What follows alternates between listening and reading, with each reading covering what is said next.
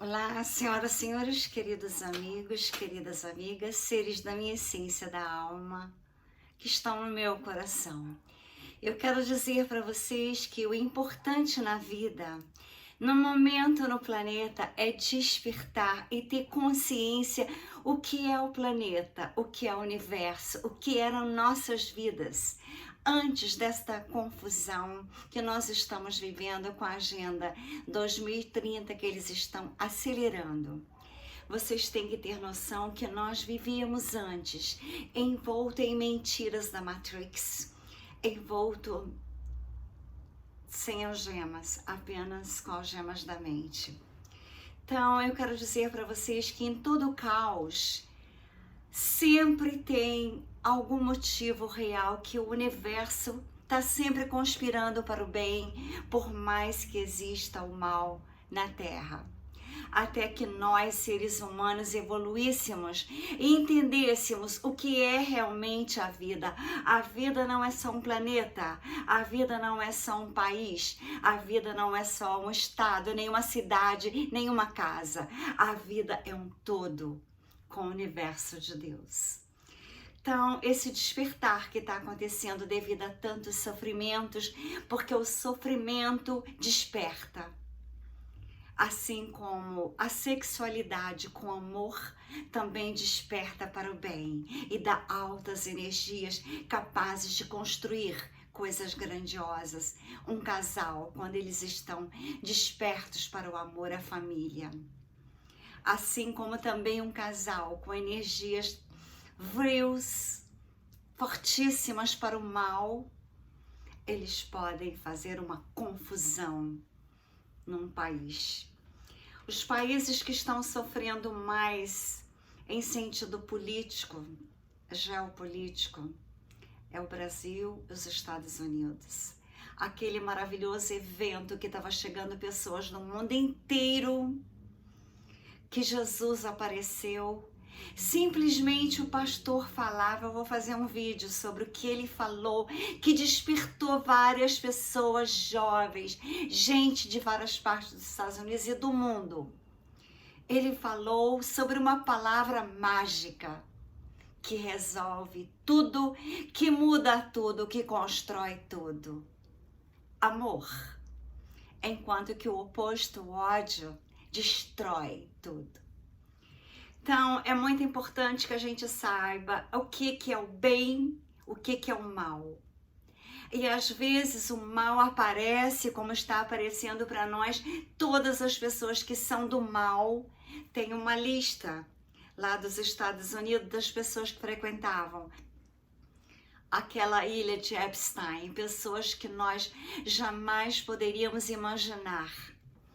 Porque ele morreu na prisão, mas a sócia dele, que eu não devo falar o nome aqui, mas todos devem saber, ela está fazendo delação premiada, ela está entregando todo mundo, então já tem uma lista imensa com nomes, todos aqueles famosos americanos estão na lista, os artistas, a maioria deles de Hollywood. Por isso que eu senti aquela energia tão negativa em Hollywood, quando eu fui lá 2 vezes para minha filha aceitar os 2 convites de fazer cinema em Hollywood. Eu não aceitei porque eu senti as energias. Eu tenho a capacidade desde criança de sentir energias, a do bem e a do mal. Só que eu tento transmutar as energias do mal, às vezes, em energias do bem. Neste momento, no planeta Terra, é o que eu estou fazendo, trabalhando para as luzes, para despertar as consciências, para que as pessoas saiam das energias negativas achando que estão enganando a todos, que estão enganando Deus, que estão vencendo a batalha, assim como aquele fraude. Ele está em breve para ser destituído, porque já se provou e agora já está mais do que provado e mostrado ao mundo quem ele é. Aquilo tudo que aconteceu daqueles trens descarrilhados, aquelas pior do que Chernobyl, aquelas substâncias químicas, ele ignorou. E onde ele foi? Armar lá, né? Naquele país que tinha túneis e túneis. Então, eu só quero mostrar para vocês um vídeo, porque eu estudo muito tudo. Adoro conhecer a mente de Deus. Então, eu estudo muito sismologia. Eu estudo os astros, o universo. Então, você vê que tudo tem uma razão de ser. Todo mal tem razão de ser. Porque existem os vulcões. Os vulcões destroem, os vulcões fazem coisas assim que parecem que são horríveis, mas na verdade são para o bem do planeta Terra. É para limpar. E nessa limpeza, aquelas larvas, inclusive tem pedras maravilhosas, pretas, das larvas vulcânicas. Eles transformam a crosta da terra, que ficam muito mais férteis depois. Então tem países, por exemplo, acho que é o Japão, que 3 safras em vez de uma de arroz, por exemplo. Por quê? Porque as lavras fertilizam. Então tudo que acontece de ruim é, às vezes, para o bem, para a limpeza, para a transformação, para melhor. Então, é só vendo que vocês irão entender a grandiosidade de um vulcão. É só, as pessoas não devem morar perto dele, é lógico, eu jamais moraria, porque eles podem despertar a qualquer momento. Inclusive em São Paulo tem vulcão. As pessoas que pensam que no Brasil não tem, tem. Eu estudei muito para saber um lugar que aqueles que querem se salvar são essas montanhas aqui. O morro, por um acaso o nome é Morro dos Anjos, entre Mônaco e a França, Itália e Suíça. Então, vocês vendo esse vídeo, vocês vão entender o que eu estou falando e qual a razão que nós devemos pesquisar, estudar, abrir as nossas mentes para as verdades de Deus. Deus não faz nada por acaso, tudo tem uma razão de ser. Este é o mapa da Indonésia. Tem mais de 13.466 ilhas, cerca de 9.000 nomeadas. As 5 ilhas principais são Sumatra, Java, Bornéu, Sulawesi e Nova Guiné. Entretanto, se você estiver interessado em supervulcões, há um lugar em particular na Indonésia pelo qual você se sentiria atraído. Lago Toba. Muitas pessoas se maravilham com a vista do lago, mas podem não estar cientes de que sob ele está o maior vulcão de todos os tempos, que acabou de abrir a Terra. Como este vulcão é poderoso e a erupção pode afetar você onde você mora? Descubra enquanto fazemos uma viagem à Indonésia para observar o maior vulcão de todos os tempos que acabou de abrir a Terra. A Indonésia é um destino turístico popular. O país está situado no sudeste marítimo da Ásia, entre o Oceano Índico ao sul e oeste, o Mar de Timor e o Mar de Arafura ao sul, a Baía de Bengala a noroeste e o Mar do Sul da China, ou o Oceano Pacífico, e alguns outros mares marginais ao norte. A Indonésia divide fronteiras terrestres com a Malásia na ilha de Bornéu, Papua Nova Guiné e Timor-Leste, ou Timor-Leste na ilha de Timor. Austrália, Índia, Palau, Filipinas, Singapura, Tailândia e Vietnã têm fronteiras marítimas com o país. O país é composto por 5 ilhas principais e aproximadamente 30 grupos menores. Existem 17.508 ilhas no total, sendo que aproximadamente 6.000 delas são habitadas. A Indonésia é o maior país insular do mundo, cobrindo uma área de 1.094.569 km². A área total do arquipélago é ligeiramente menor do que a do México, mas mais de 5 vezes maior do que a da Alemanha. O país multiétnico tem uma população de mais de 271 milhões de pessoas. É de longe a nação insular mais populosa do mundo. A maioria das ilhas maiores são montanhosas, com picos que variam entre 3.000 e 3.800 metros. A Indonésia está localizada no Anel de Fogo, o que a torna uma das áreas mais ativas e propensas a terremotos do planeta. As ilhas da Indonésia foram formadas principalmente pela atividade vulcânica e pela atividade de construção de montanhas oceânicas causadas pelo movimento de placas tectônicas na Ásia, no Oceano Índico e no Oceano Pacífico. Na região da Indonésia, 2 enormes placas, as placas do Oceano Índico e do Pacífico Ocidental, deslizam sob uma placa ainda maior, a placa Eurasiática. E as placas continentais eurasiáticas e australianas colidem. As ilhas da Indonésia são propensas a terremotos e até mesmo tsunamis. A nação insular vem em terceiro lugar entre os países com mais vulcões, ficando atrás apenas dos Estados Unidos e da Rússia. Agora, falando tectonicamente, esta região, particularmente Java, é altamente instável, tornando as condições agrícolas em algumas áreas imprevisíveis.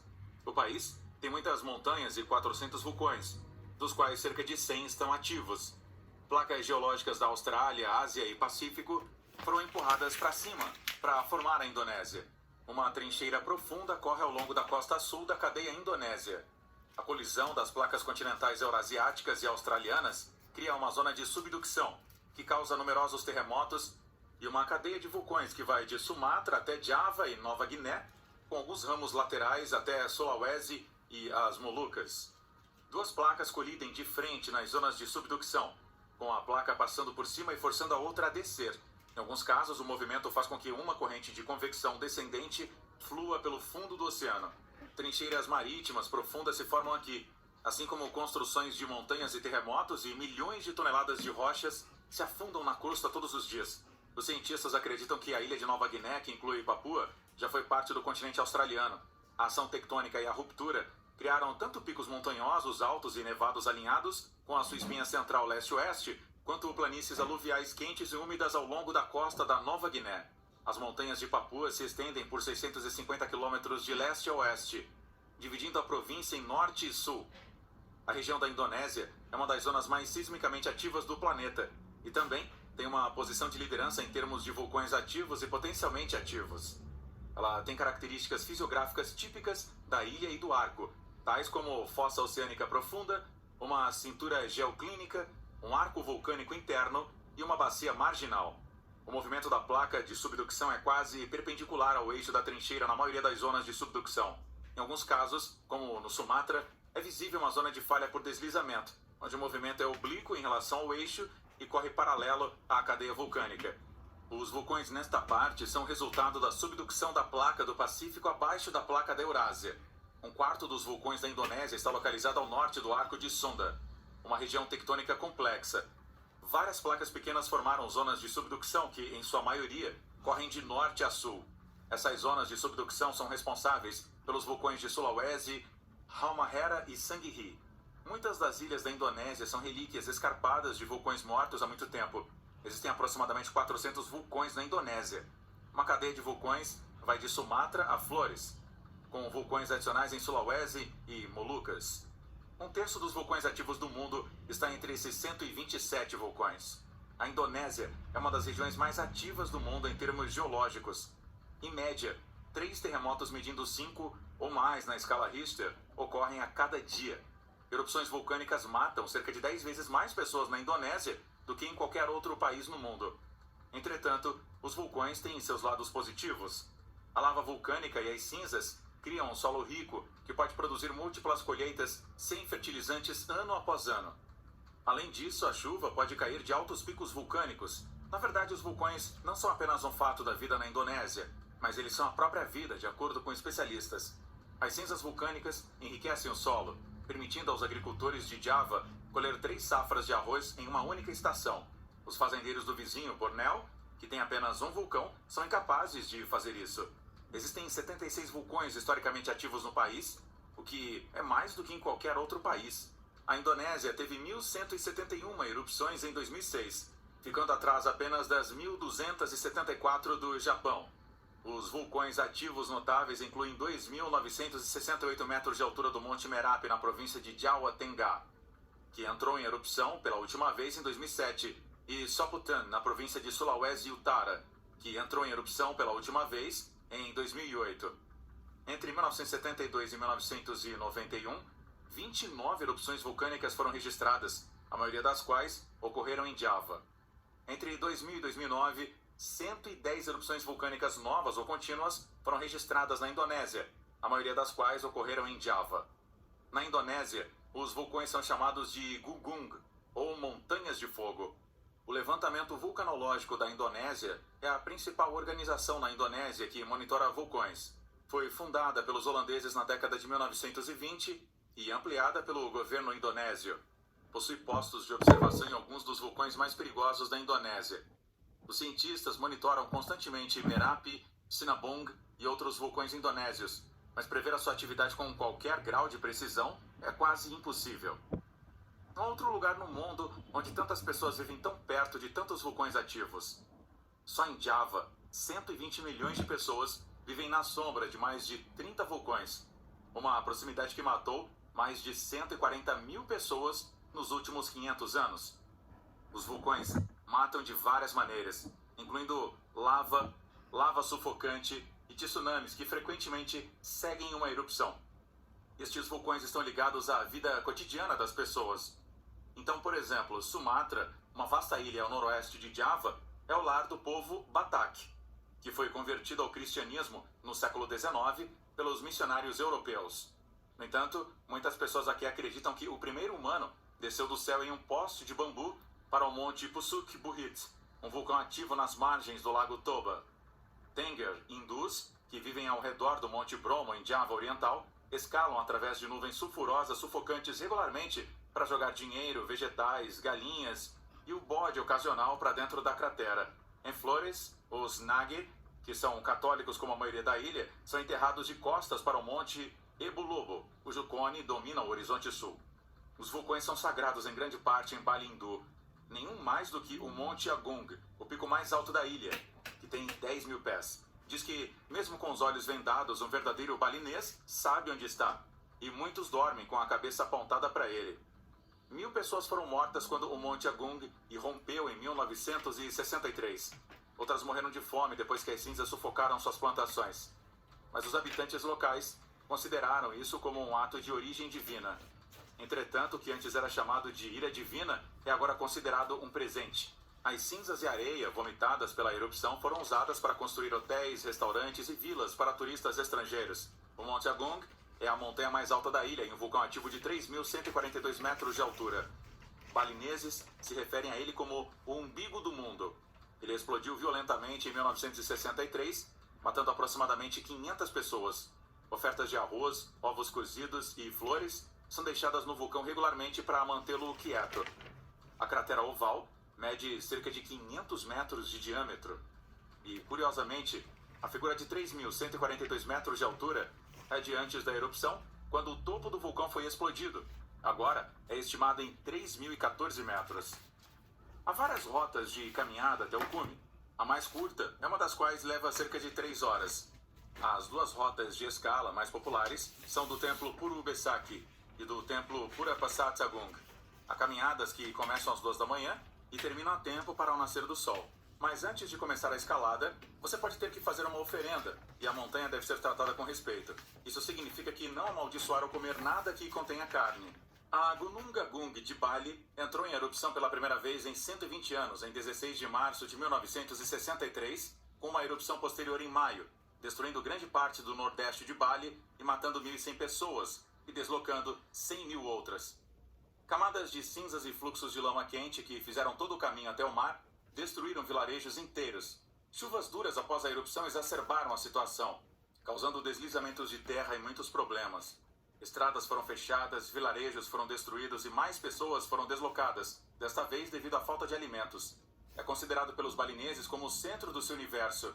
Um portão, construído para honrar o presidente Sukarno, foi construído durante a erupção. Isso foi interpretado como um símbolo de corrupção no governo, e foi rapidamente deposto. Muitos balineses acreditavam que Sukarno desencadeou a erupção ao forçar os líderes religiosos de Bali a encenar um importante ritual em uma conferência de turismo. O fluxo piroclástico, ou nuvem incandescente de escombros vulcânicos, desceu a montanha, matando 200 pessoas na cidade de Subagan. Quase todos na vila de Lebi foram queimados até a morte ou sufocados por nuvens de gás quente. Outras cidades foram destruídas por lama fervente e cinzas. Crianças morreram enquanto faziam estranhos sons de lamentação. Semanas após a erupção, algumas áreas repletas de corpos comidos por cães ainda estavam muito quentes para entrar. Os dias se transformavam em noites tão distantes quanto Java, como cinzas e nuvens de cinza. E a água potável se tornava escassa à medida que os rios e riachos ficavam cinzas sedimentosos. O santuário mais sagrado de Bali, Besaki, está localizado diretamente abaixo do vulcão. Apesar dos perigos de novas erupções e da proibição do governador de Bali de visitar o templo, milhares de pessoas foram de qualquer forma para celebrar uma cerimônia de lua cheia em abril. Alimentos com palmeira trançada, tigelas de arroz, bolos fritos e galinha assada, bananas de cócoras e frutos espinhosos estavam entre as oferendas dos deuses. Algumas cerimônias culminam com mulheres pegando brasas com suas próprias mãos. Outro vulcão notável na Indonésia é o Monte Tambora. O vulcão pode ser visto da costa norte da ilha de Sumbawa, que está localizada perto do extremo leste das antigas Índias Orientais holandesas, agora conhecida como Indonésia. O Monte Tambora entra em erupção de vez em quando. Sua explosão de 1815 foi uma das mais poderosas já registradas. Tambora tinha mais de 14 mil pés de altura em 1815, mas quando explodiu, ele atirou mais de 4 mil pés do topo, deixando uma cratera com mais de 4 milhas de diâmetro e 2 mil pés de profundidade. Em 5 de abril, uma pequena erupção, como se o vulcão estivesse praticando, foi seguida por ruídos estrondosos. Cinzas começaram a cair e no dia 10 de abril, houve mais ruídos de canhão. A erupção irrompeu em força total naquela noite. Com uma explosão, ouviu-se mais de 1.200 milhas de Sumatra. Pedregulhos maciços foram atirados em volta, causando estragos em todas as direções. Colunas de chama irromperam da montanha, combinadas para carregar uma pluma de gás, poeira e fumaça quilômetros para o céu. Rios de cinzas incandescentes despejavam pelas encostas a velocidades de mais de 100 milhas por hora, destruindo tudo em seu caminho antes de assobiar e ferver no mar. Navios no porto ficaram presos em jangadas de pedra-pomes, enquanto tsunamis varriam o mar de Java. Cinzas vulcânicas chegaram até Bornéu. Durante semanas, cinzas e detritos choveram e casas por milhas ao redor desmoronaram. Fontes de água doce foram contaminadas, colheitas foram destruídas e gás sulfuroso causou infecções pulmonares. Estima-se que 10 mil pessoas foram mortas instantaneamente. Entretanto, milhares de outras morreram de fome e doenças, trazendo o número de mortos em Sumbawa e ilhas vizinhas para qualquer lugar entre 60 a 90 mil pessoas. Stanford Raffles, ou então o governador de Java, que os britânicos haviam assumido durante as guerras napoleônicas, despachou um oficial para Sumbawa para relatar o que havia ocorrido. Ele descobriu que ainda havia cadáveres por lá, que as vilas estavam quase totalmente desertas e que a maioria das casas havia desmoronado. Os poucos sobreviventes estavam desesperadamente procurando comida. Uma epidemia de diarreia violenta havia irrompido, que se pensava ser causada por cinzas vulcânicas, contaminando a água potável. E muitas pessoas morreram como resultado disso. Tambora é classificada como ultrapliniana, a categoria mais violenta de erupção vulcânica. O nome vem da descrição de Younger Pliny, da destruição do Vesúvio em Pompeia em 79 d.C. Os gases sulfurosos são ejetados na estratosfera por tais erupções, onde se combinam com vapor de água para formar nuvens de aerossóis de gotas de ácido sulfúrico. Surpreendentemente, o efeito da erupção de Tambora foi sentido em todo o mundo, graças aos fenômenos estranhos reportados por observadores independentemente. Por exemplo, no nordeste dos Estados Unidos, na primavera e no verão de 1815, o nevoeiro escureceu e avermelhou a luz solar, que o vento e a chuva não dissiparam. Foi referido como um véu de aerossol. Também na virada de junho e julho, Londres experimentou espetaculares pores do sol, que se pensa ter influenciado as pinturas de Turner. Com a queda da temperatura global, o ano seguinte trouxe efeitos ainda mais prejudiciais, com sérias consequências para o clima e a fertilidade da terra em grande parte do mundo. Mary e Percy Shelley, Lord Byron e outros 2 amigos estavam hospedados na Vila Diodati, na Suíça, em meados de junho de 1816, quando o tempo ficou chuvoso e nublado, os prendendo lá dentro. Byron sugeriu que eles passassem o tempo escrevendo uma história de terror, e foi quando Mary Shelley começou a escrever Frankenstein. Em Nova York, a neve caiu em junho de 1816, e a geada foi relatada em Connecticut. A neve profunda caiu na região de Quebec, no Canadá. O frio persistiu durante todo o verão na América do Norte e em outros lugares, causando o fracasso de um grande número de plantações. As estações das monções na Índia e na China foram interrompidas, resultando em danos agrícolas, fome e cólera. 1816 foi apelidado de O Ano Sem um Verão. Outra erupção vulcânica gravada na história da Indonésia é a de Krakatoa. Krakatoa é uma ilha vulcânica no Estreito de Sunda, entre as ilhas indonésias de Java e Sumatra. A região fazia parte das Índias Orientais Holandesas, na época de sua famosa erupção em 1883, e agora faz parte da Indonésia. Pensa-se que Krakatoa e 2 ilhas próximas a Leng e Verlatan, assim como a caldeia submarina, a cratera vulcânica entre elas, foram formadas por uma erupção importante anterior, muito provavelmente no século V ou VI d.C. Em 1883, Krakatoa tinha 3 picos: Perbo e Watan, o mais ao norte e mais ativo, Danã, no centro, e Hakata, no extremo sul da ilha. Pensava-se que Krakatoa tinha entrado em erupção há 2 séculos atrás, em 1680, e a maioria das pessoas pensava que estava extinto. As pessoas relataram tremores e explosões em maio de 1883, primeiro no oeste de Java e depois no outro lado do estreito de Sunda, em Sumatra.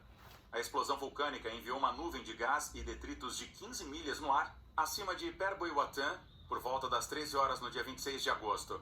Foi a primeira de 21 horas de explosões cada vez mais poderosas, culminando com uma explosão maciça por volta das 10 da manhã do dia 27 de agosto que impulsionou cinzas a 50 milhas no ar e podia ser ouvida tão longe quanto Perth, na Austrália, a uma distância de cerca de 2.800 milhas.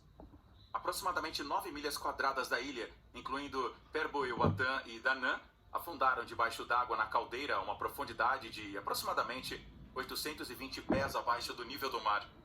Mais de 36 mil pessoas foram mortas na violenta erupção de Krakatoa. A tefra, ou rocha vulcânica, e gases vulcânicos quentes produzidos pelas explosões matou relativamente poucas das vítimas.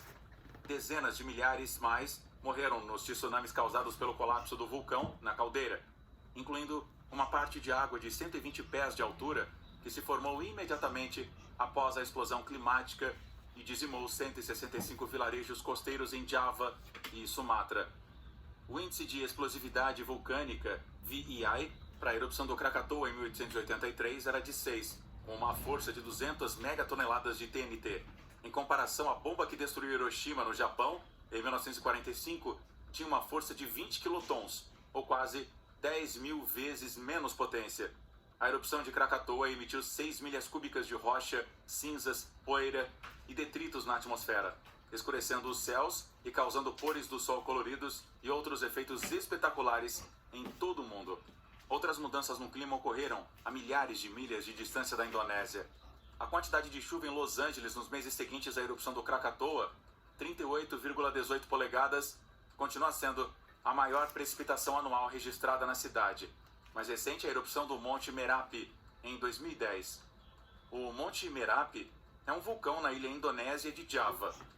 O Monte Merapi, também conhecido como a Montanha de Fogo, é parte do Anel de Fogo, o vulcão mais ativo da sua região.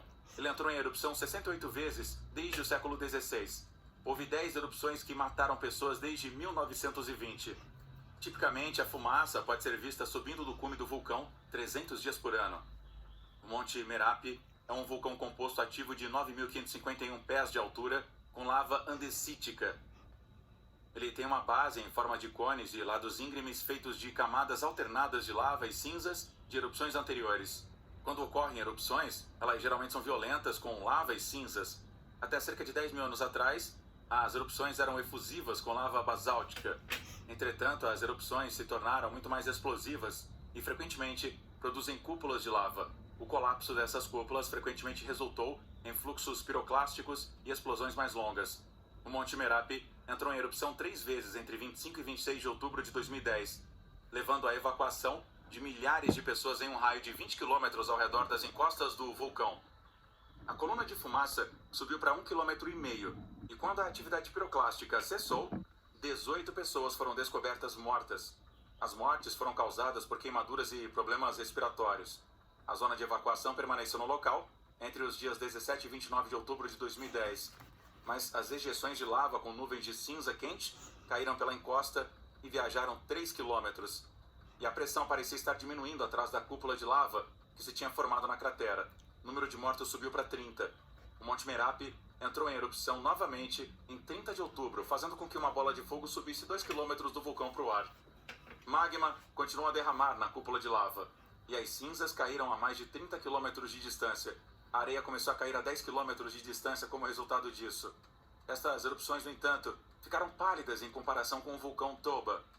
Mas, mais chocantemente, é uma bomba relógio. O supervulcão Toba, que ainda está ativo, está sob as águas tranquilas do lago Toba, na ilha indonésia de Sumatra. Ele ocupou uma caldeira de 100 km de comprimento e foi o local de mais recente supererupção de terra 75 mil anos atrás. Toba entrou em erupção apenas 2 vezes nos últimos milhões de anos. A última vez há 840 mil anos. A erupção mais recente pode ter esfriado a Terra e influenciado a evolução de nossos antepassados. E cada erupção ejetou aproximadamente 2.800 km cúbicos de magma, o suficiente para cobrir os Estados Unidos inteiro de cinzas. Supererupções são classificadas como nível 8 no índice de explosividade vulcânica. Elas são impulsionadas por enormes reservatórios de magma na crosta continental superior. O magma contém muita sílica, o que torna viscoso e explosivo, ao contrário daqueles, digamos, do Havaí, que são baixos em sílica e menos explosivos. A erupção de Toba teve um volume de aproximadamente 2.800 km cúbicos, em comparação ao Huckleberry Ridge, que entrou em erupção há 2,2 milhões de anos em Yellowstone, que tem um volume de 2.500 km cúbicos. O Lava Creek, que entrou em erupção há 600 mil anos em Yellowstone, tem um volume de 1.000 km cúbicos. O Mount St. Helens entrou em erupção em maio de 1980, vomitando 1 km cúbico de cinzas. Os fluxos piroclásticos cobriram pelo menos 20 mil quilômetros quadrados. As paredes da caldeira expõem até 1.200 pés do Monte Toba. A montanha na ilha Samosir tem mais de 1.800 pés de espessura. Núcleos de mar profundo levados na Baía de Bengala e na Índia, aproximadamente 300 milhas ou 500 quilômetros no interior, produziram cinzas de erupção, cerca de 1.900 ou 3.100 quilômetros de Toba. De acordo com Rose e Chesner, as cinzas poderiam ter alcançado a Ásia Central e Oriente Médio. Uma equipe internacional escavou 2 locais na costa sul da África do Sul, descobrindo a atividade humana tanto antes quanto depois da erupção. Em ambos os locais, os cientistas descobriram pequenos cacos de vidro vulcânico no sedimento. Estes são partes de tefra, ou detritos, ejetados de um vulcão durante uma erupção. Quando os cacos foram quimicamente analisados, eles foram descobertos como sendo compatíveis com o Monte Toba, que fica a aproximadamente 9.000 quilômetros de distância. Estes são considerados os primeiros depósitos vulcânicos da sua espécie, descobertos tão longe da sua fonte, demonstrando o poder da erupção de Toba. Os cientistas estimaram que a altura da coluna da erupção do vulcão Toba seria de 30 a 50 milhas, ou 50 a 80 quilômetros.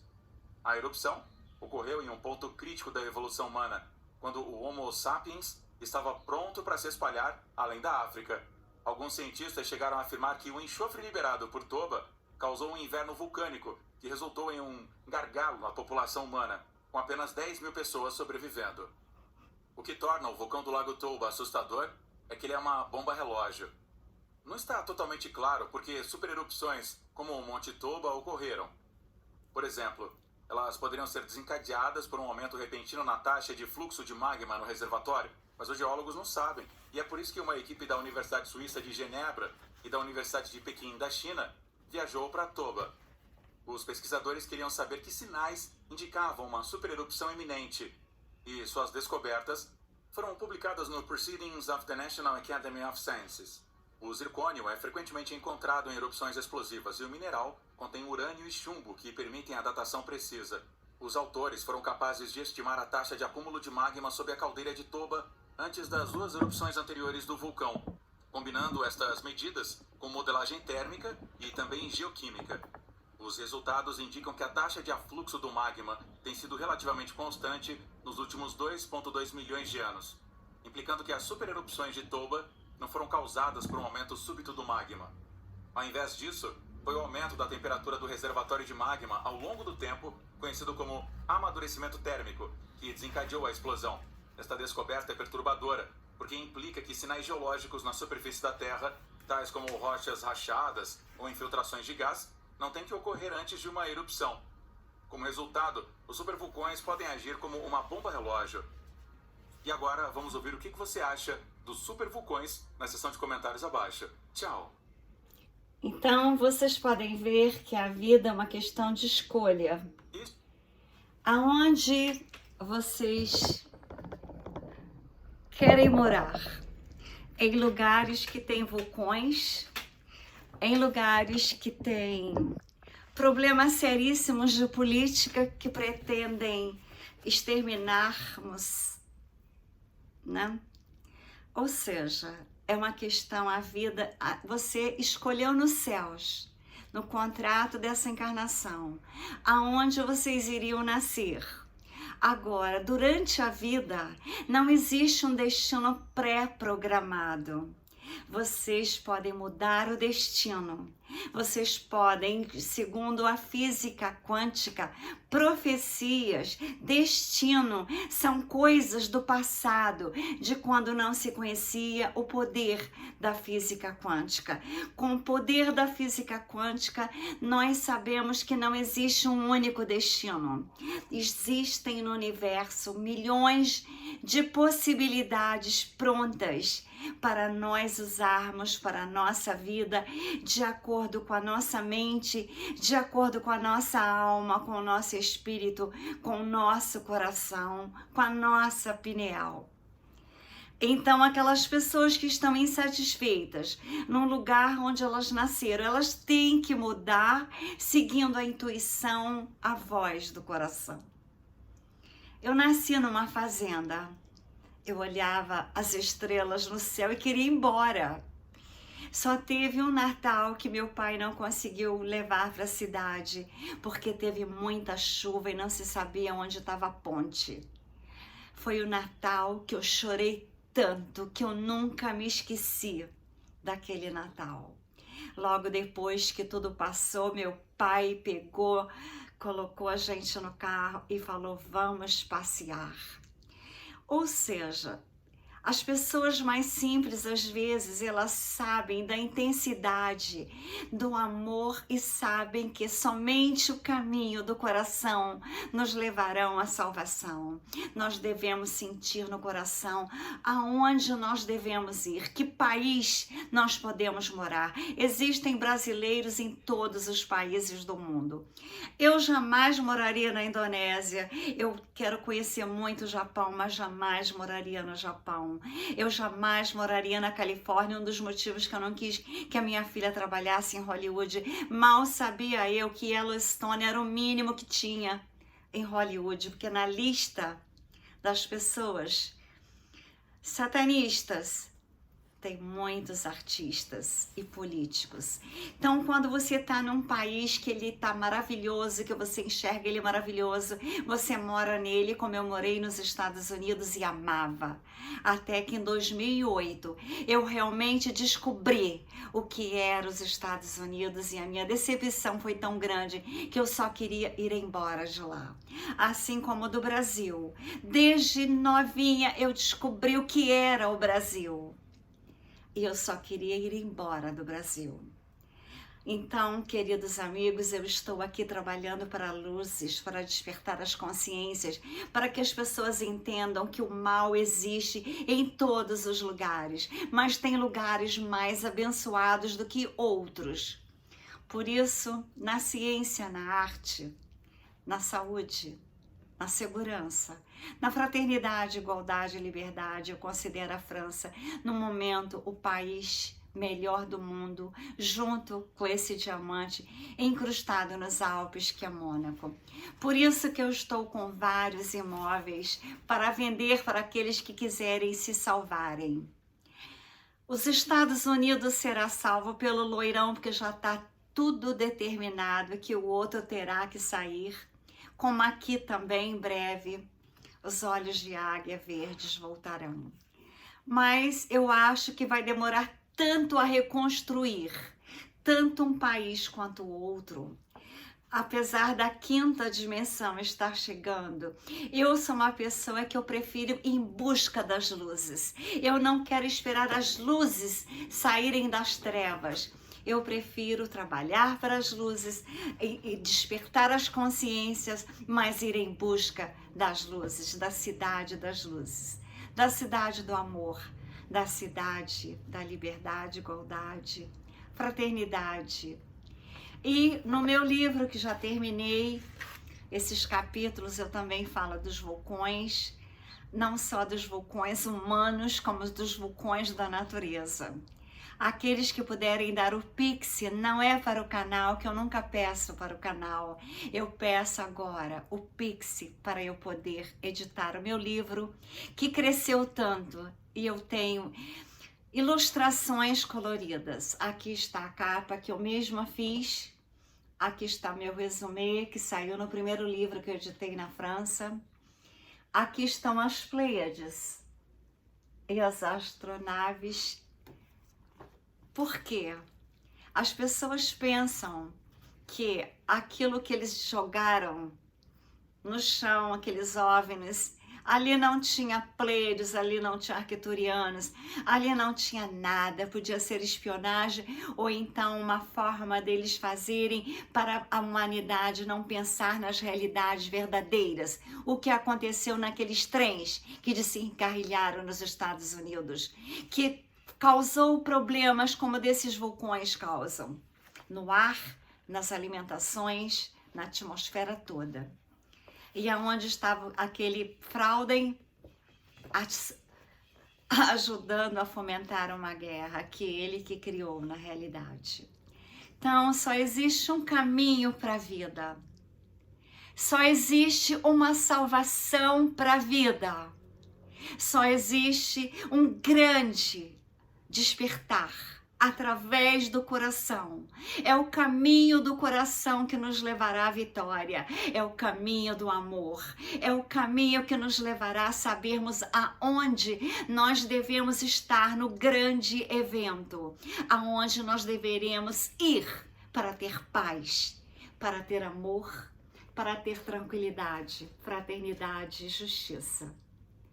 Aqueles que desejarem, me peçam através do meu e-mail, que estará na descrição do vídeo, o local onde vocês desejam construir uma nova vida para a quinta dimensão, que nós teríamos as altas tecnologias de Tesla, nós teremos as MedBed, nós teremos a energia livre, nós teremos tantas salvações, não usaremos mais medicações, as alimentações serão diferentes do que elas que eles querem pôr. Antes eram as carnes, agora querem os insetos. Eu alimento com as minhas alimentações quânticas, que eu também vou deixar na descrição do vídeo o site das alimentações quânticas do Projeto Quântico da Salvação nas Luzes, no Morro dos Anjos. Então, o caminho só tem este caminho, o caminho do amor, é o caminho da salvação, para nós termos a iluminação, nós sermos seres da quinta dimensão. Somente os que estiverem em amor neste caminho terão a salvação, entendam. O Nibiru provoca tudo isso que vocês viram. A proximidade dele está na hora dele chegar. Ele passa de 6.000 e 6.500 anos. Assim como em Yellowstone, nos Estados Unidos, que vocês viram, ele provoca uma nova era do gelo. Ele também está na época dele despertar. Conhecereis as verdades e as verdades vos libertarão com a voz do coração. Um grande abraço quântico de amor incondicional. A natureza que é linda, apesar dos problemas todos que um vulcão traz, eu acho lindíssimo. Tudo que Deus faz é lindo. Tudo que Deus faz tem formas arredondadas. Então a Terra, com certeza, é redonda. Um abraço quântico de amor à natureza, a Deus, o Criador.